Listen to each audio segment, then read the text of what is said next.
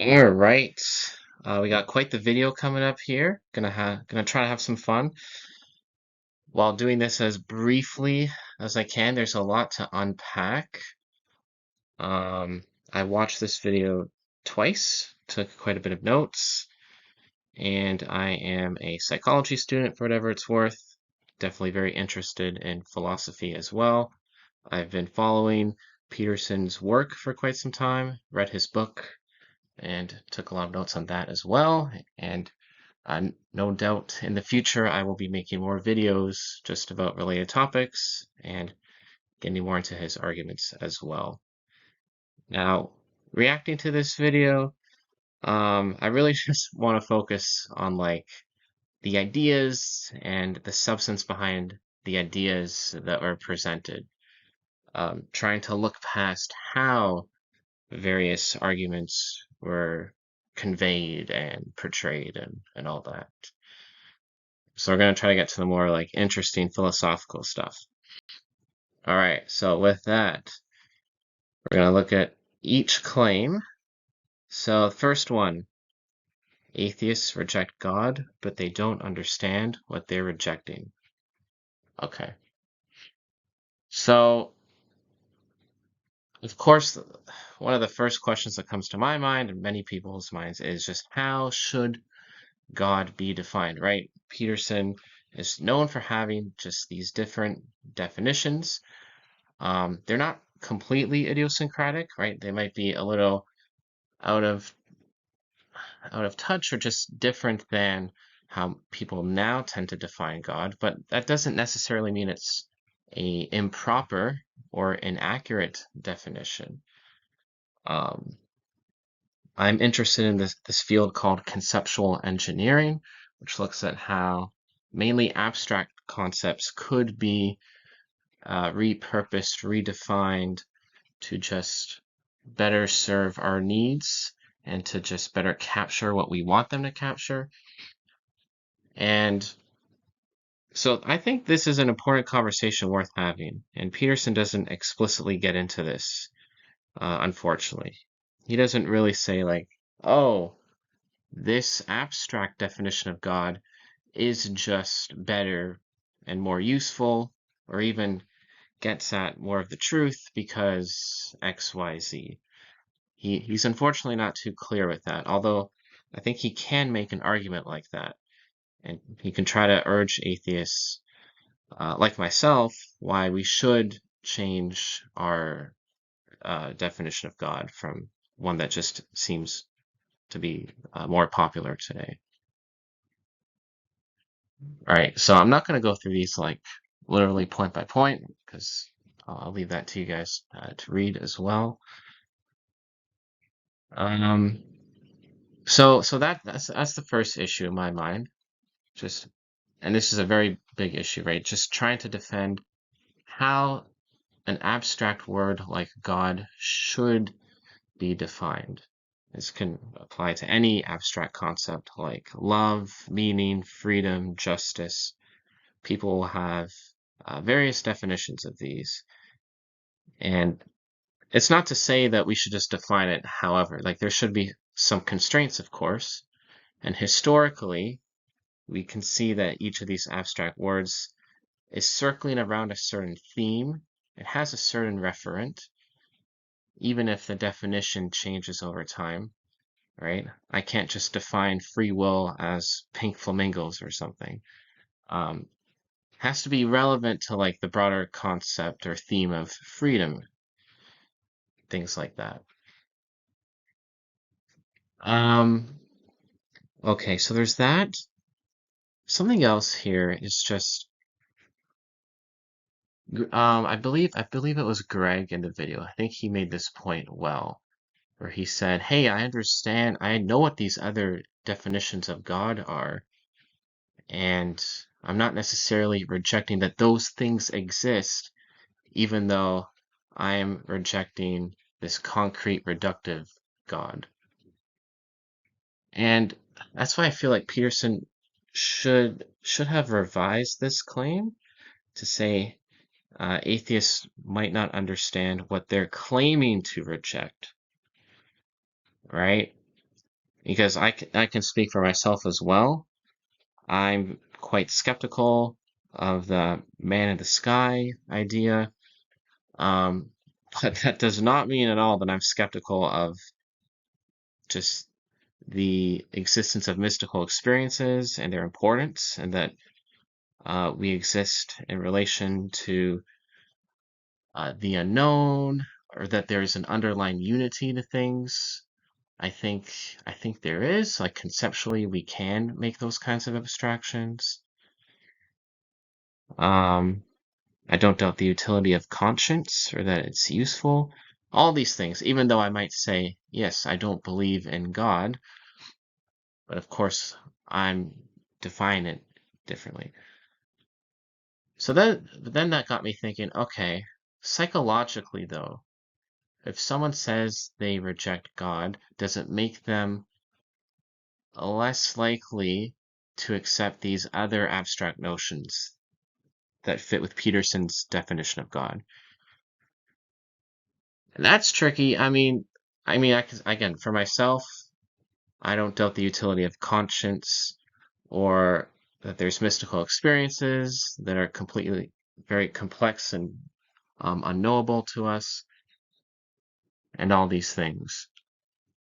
Now, I can imagine a religious person, they believe in God, that might help them arrive at some of those other abstract beliefs, that there's an underlying unity of things, that morals have a common objective source, right? It might be easier to believe in objective morality and this underlying unity of things if you believe in that concrete reductive God.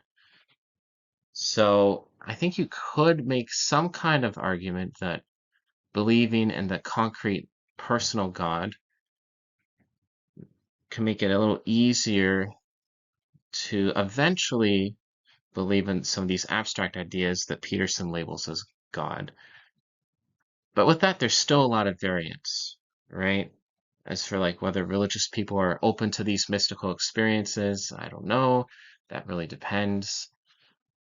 And then, of course, rejecting this concrete God, maybe it makes it harder on average to come to some of these other beliefs that there's an underlying unity of things and that there is some kind of objective morality, especially that one, I would say. I think it is harder for atheists to accept an objective morality. I feel like I'm a bit of an oddball because I do think there is some kind of objective morality. But again, I don't believe in some kind of concrete personal God. Um, but I can see that believing in a concrete personal God makes it easier to believe in some objective morality. And that kind of fits with this underlying unity of things. Um, and yeah, to some extent. So he could try to make that argument. I don't think I've heard him make it in that way, though. Okay, so let's move on to the second claim. This gets at the objective morality thing a bit. Morality and purpose cannot be found within science. So, of course, this very much depends on what we mean by science. So, something like the scientific method and scientific knowledge, that might not be sufficient for guiding our actions. I can grant that. In my mind, though, if we include rationality, so if we view science as just like using our available tools and just our best understanding of what the facts are, concrete facts and even abstract facts. So it's just our best understanding of the nature of reality. If that's what we mean by science, then I think that certainly has heavy implications for how to act. So that's like morality and like what to aim at for meaning, which is like purpose. And this is, of course, another big topic that I can't get fully into, just the whole is-ought problem, the naturalistic fallacy. I do think there are ways to bridge this gap. Um, so I have been influenced by Sam Harris, right? Again, one of the few atheists that believes in some kind of objective morality. And, by objective, it can still be mind dependent, like it's emergent and based on the well-being of minds. It's not some like law written into the universe, like gravity or something. Objective doesn't have to mean that.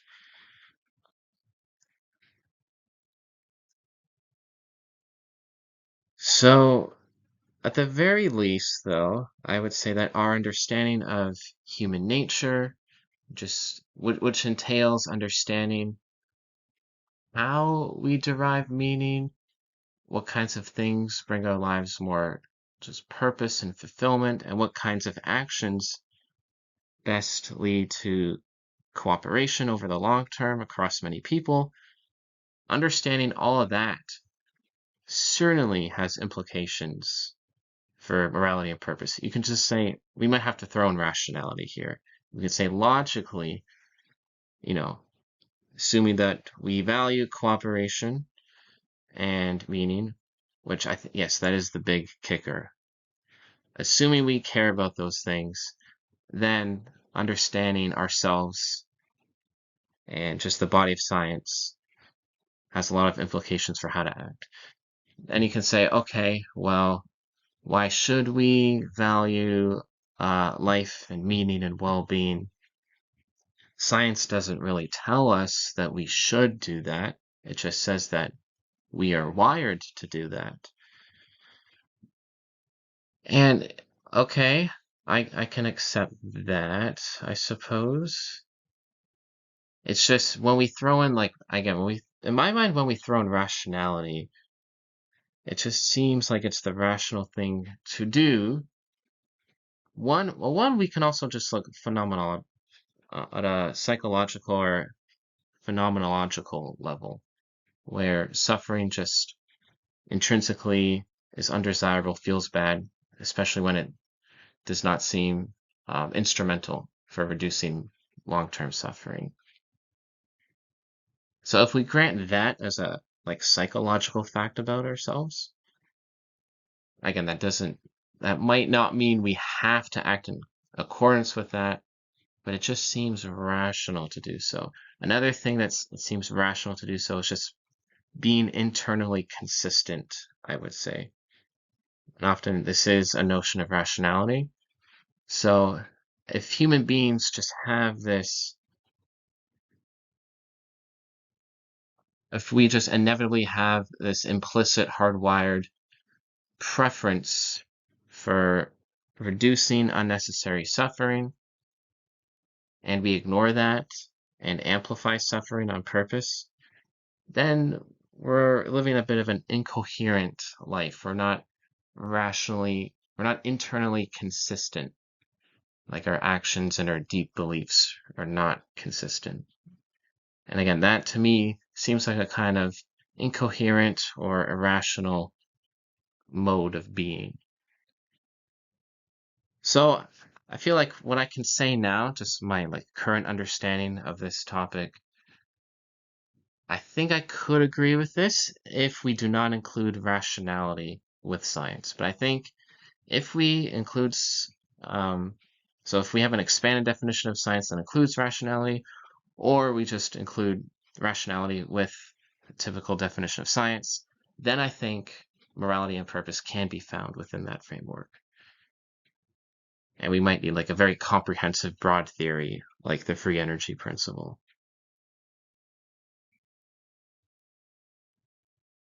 And then, yes, these axioms, Peterson didn't get too much into this on the Jubilee clip at least, but he has said that science depends on like some kind of faith that we can understand the world, that is comprehensible, and that having this knowledge is good and useful, which might require some leap of faith, at least at the start.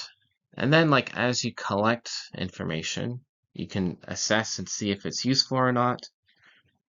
So these axioms don't necessarily have to be fully based on faith, it seems.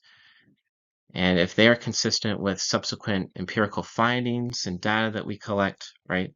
Just seeing that like knowledge is power and that truth is very useful, then this axiom becomes more grounded in our empirical findings. Okay, I'll leave it at that for now.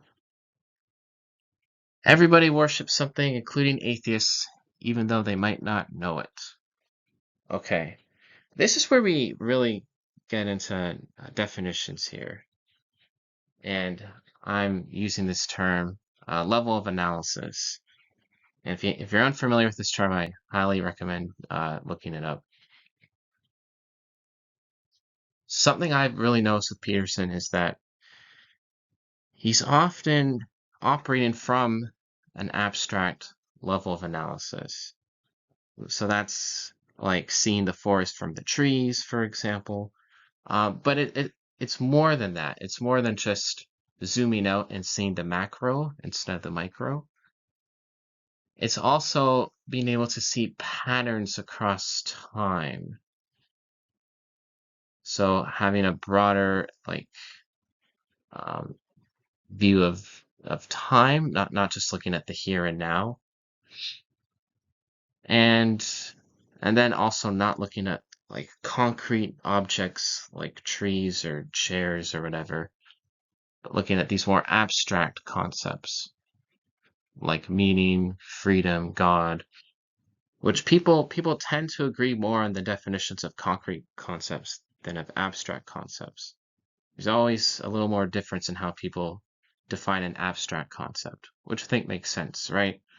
It's a lot easier for us to agree on what an apple is than on what God is. Yeah, at least I like to think so.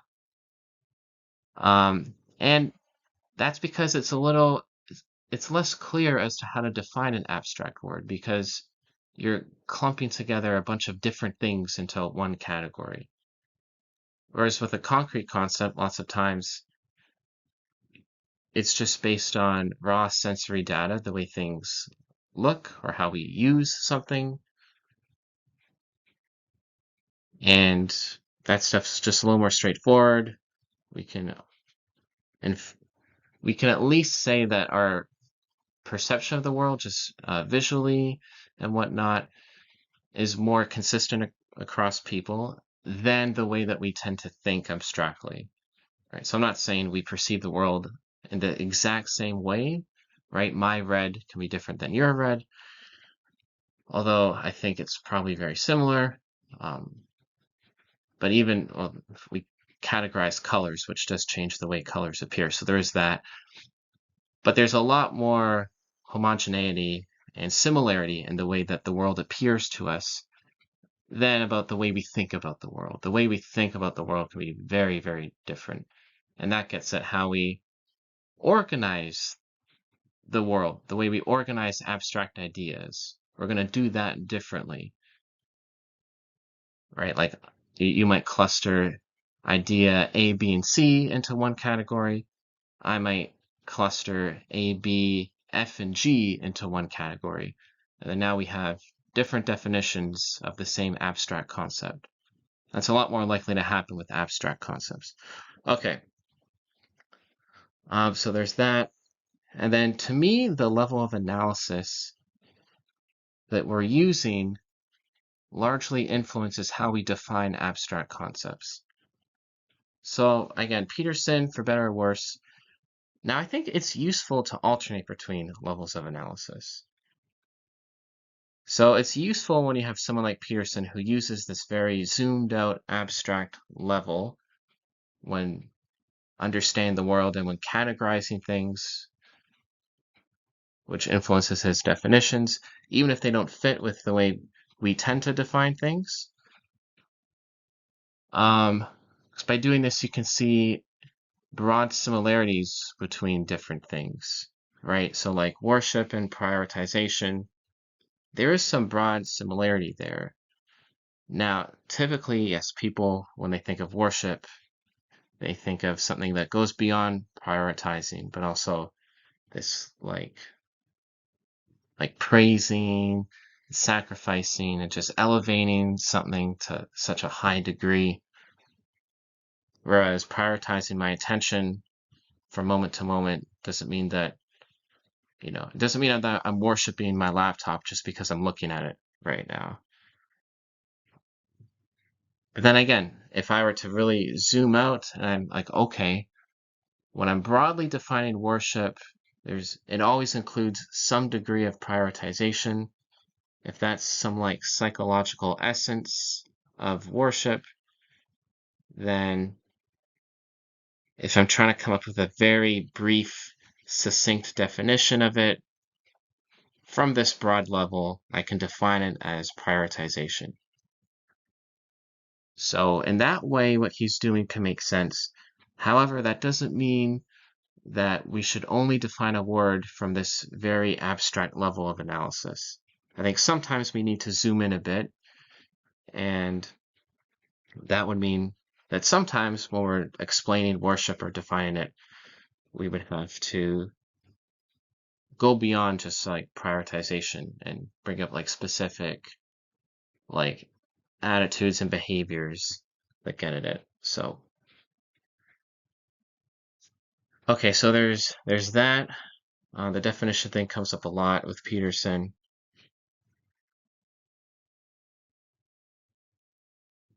Then there's what does it mean to be a Christian?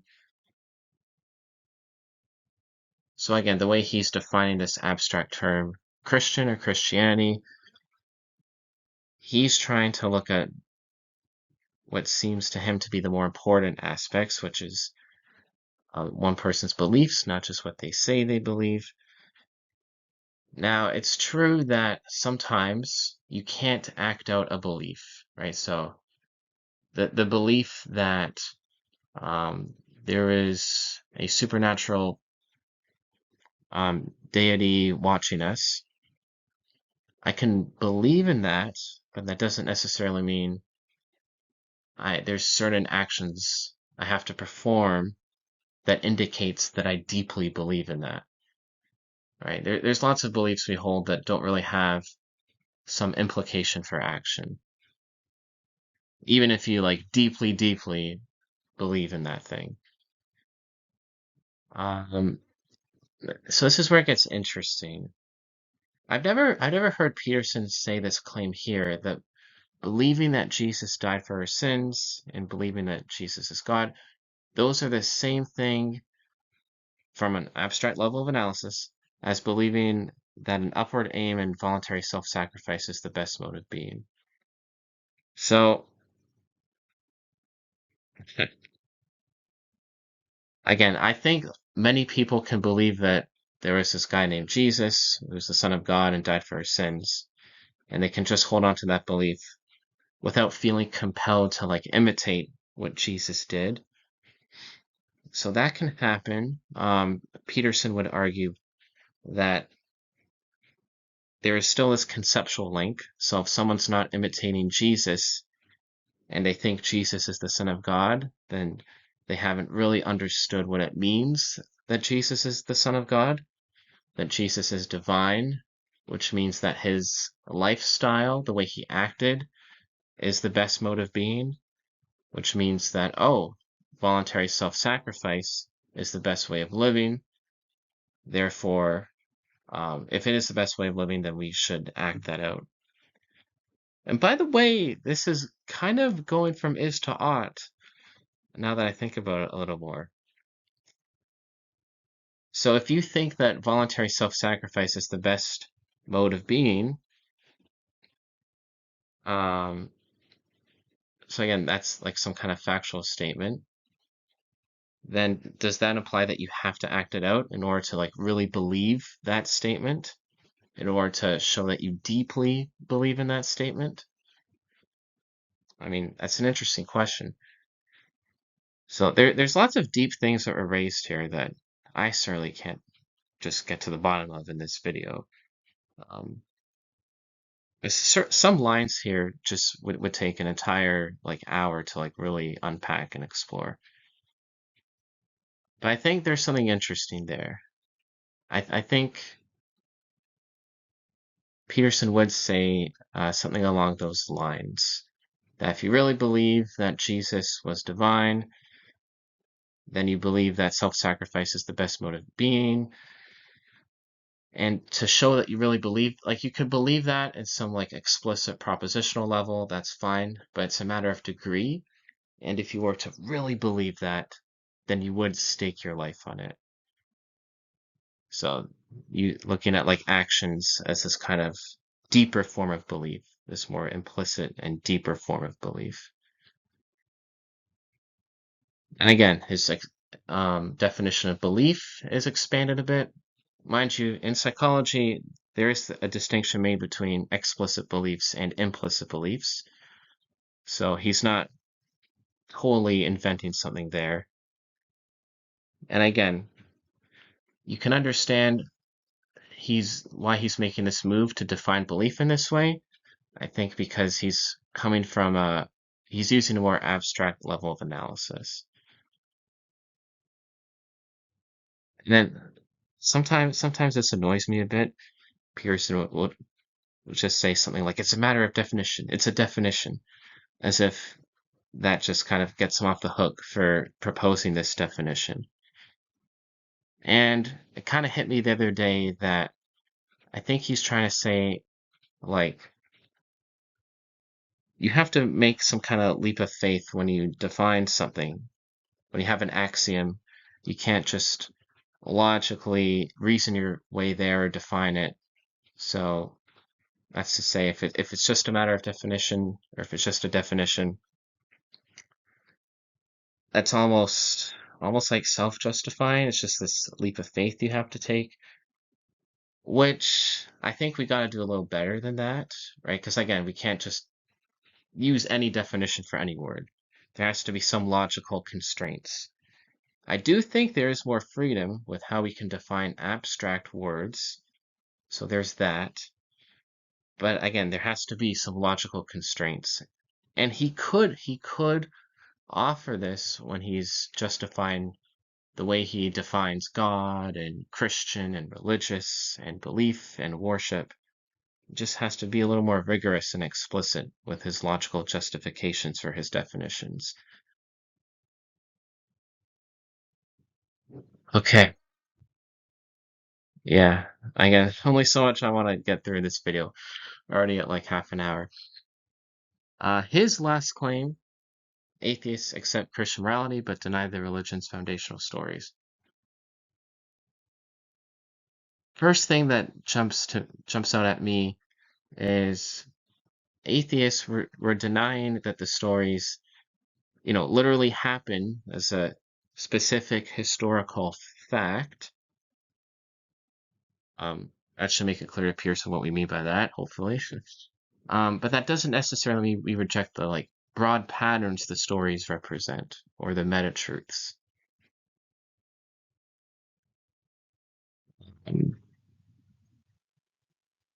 And again, does it mean you have to adhere to the Bible's definition of God to show that you really understand the meta truths in the Bible, or to show that you really and deeply believe in the meta truths depicted in the Bible? That could be an interesting question. I haven't heard Peterson kind of phrase it like that.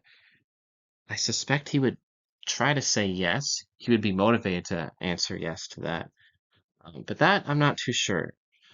I'm kind of skeptical. I think we can still appreciate and understand the gravity of these meta truths that the Christian stories are getting at without adhering to the way the Bible defines God. And mind you, the way the Bible defines God, not exactly clear, right? And that's going to get to the next part with how should we interpret what the Bible says. Okay. We've talked a bit already about abstract concepts and how we should have more, I think, epistemic humility when we're defending a definition of an abstract concept.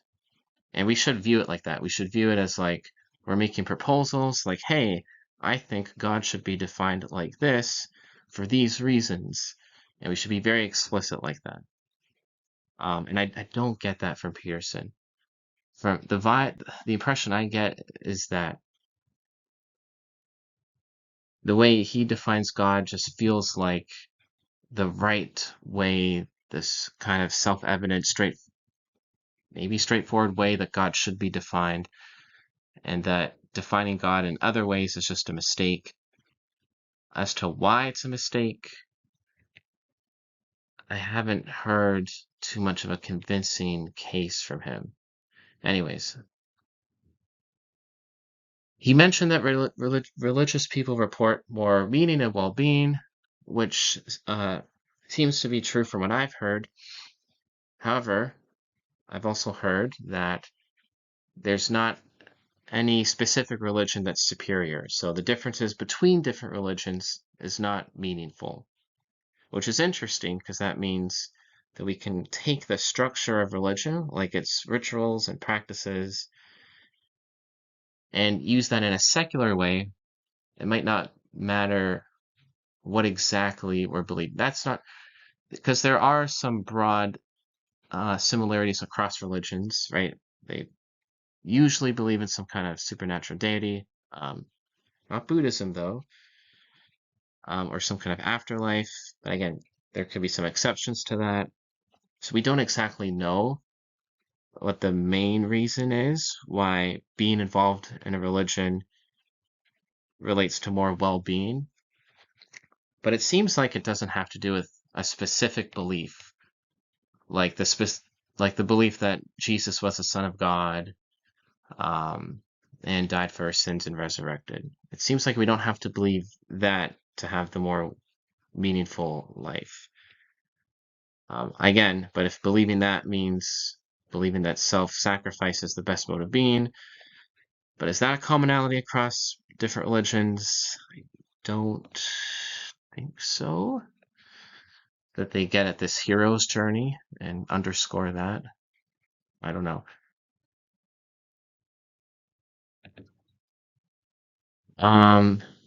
What else do I want to highlight here? He said that Christianity depicts the moral landscape between good and evil in the most comprehensive and concrete way. That's an interesting claim. So does that mean if we believe in good and evil in a comprehensive way, we're subscribing to Christian morality? Like, again, what exactly does it mean to believe in Christian morality? Just because we think that the way Jesus acted is a good way to act? I don't know if that's enough.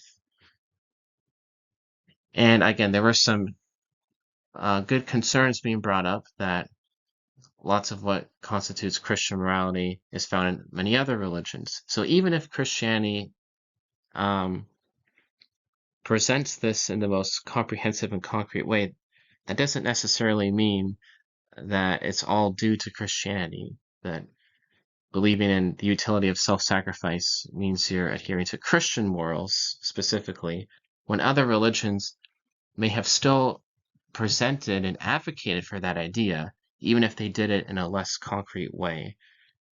So that seems like it needs to be fleshed out a little more to me. And there's some talk on free will, which didn't seem super relevant, so I'm gonna gloss over that. Okay, lastly, how should we interpret the Bible? There's some interesting stuff to be said here that can also kind of bridge the is-ought gap in Peterson's favor. So Peterson was really talking about like the effects. He's like, I just look at the effects that my interpretations have on people, and that seems to be positive. Therefore, I should continue doing what I'm doing. And there's something to that, but I don't think that goes far enough. I think we also want to know that our interpretations and beliefs are also like accurate and aligned with reality and tracking that in some way. And Peterson could make this argument. He has made this argument, I think. But I think he's also afraid of undermining people's perception of the biblical stories. So, okay, a couple things. One is that when you look at the biblical stories in this more like metaphorical way, that gets you closer to these meta truths, which again are just patterns of human behavior that are true across time. So if we want to be in close contact with the truth and reality, then interpreting the Bible to get at these meta-truths is a better way at getting in touch with the truth than interpreting the Bible in a literal way. Again, just because knowing what the meta-truths are, even just as the name suggests, means that we're getting at some kind of truth that is more persistent and stable across time, right? So Cain and Abel, if I interpret that literally, then it's like, okay, now I know something about a very specific historical event thousands of years ago. So that's just like a small that's like a small fact. It's just a small piece of knowledge that I have.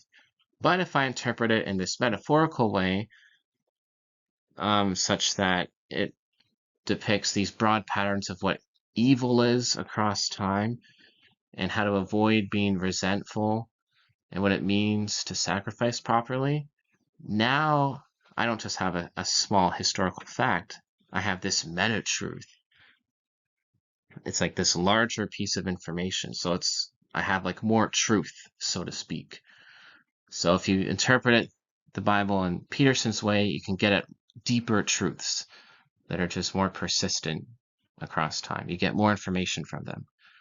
So he can make that argument. But he doesn't want to undermine people interpreting the stories in a literal way, I think, or he just thinks that's irrelevant.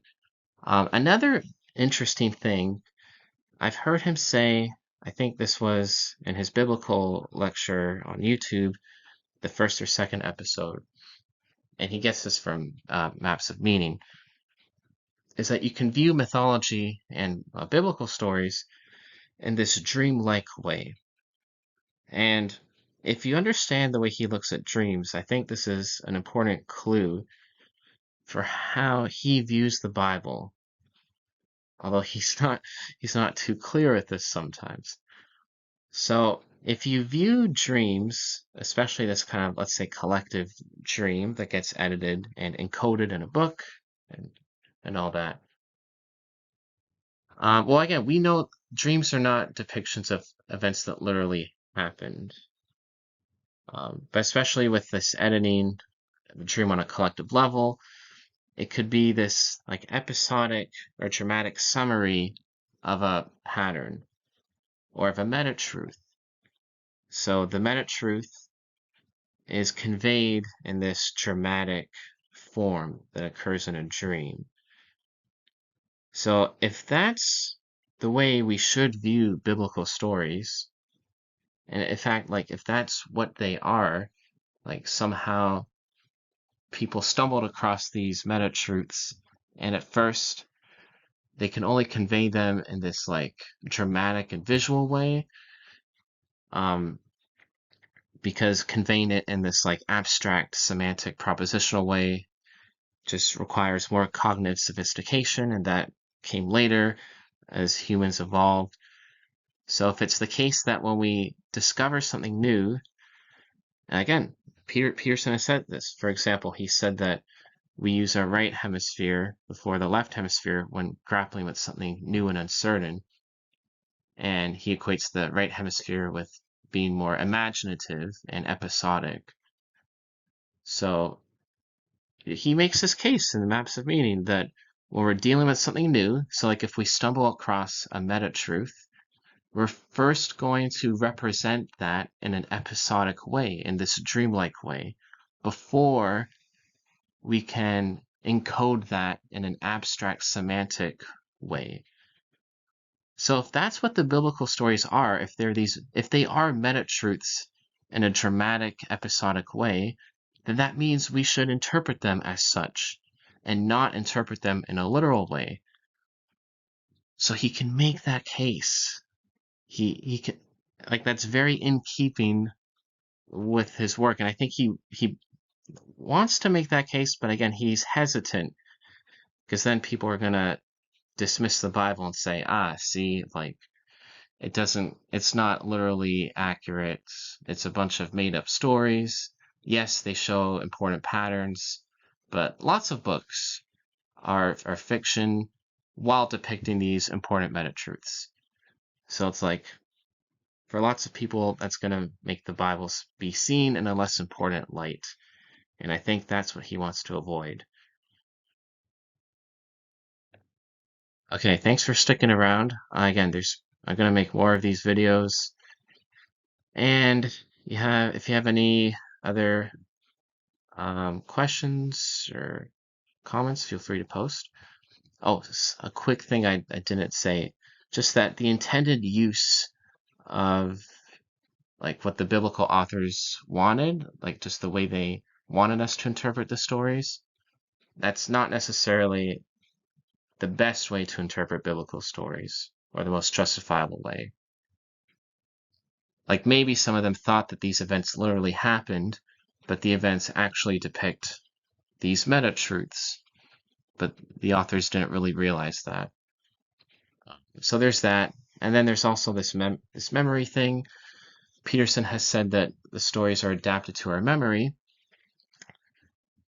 and that it doesn't necessarily mean that stories adapted to our memory are going to be selected for accurately depicting meta truths, right? So something can be very memorable even if it deviates from a meta truth. So that's something that's also worth grappling with that I haven't heard Peterson really address. So a lot of interesting things were brought up here. Again, as to how they were brought up in the Jubilee setting, yes, that's a whole other thing. But I think there's a lot of interesting ideas and open questions that are worth exploring.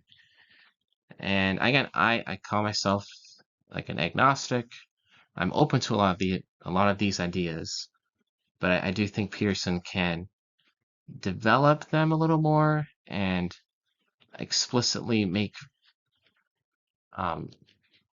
arguments for why his definitions and interpretations are the most valid, beyond saying that they're the most useful. Although that is important, but I think he could do a little better than that as well. Okay, till next time. Thanks for watching.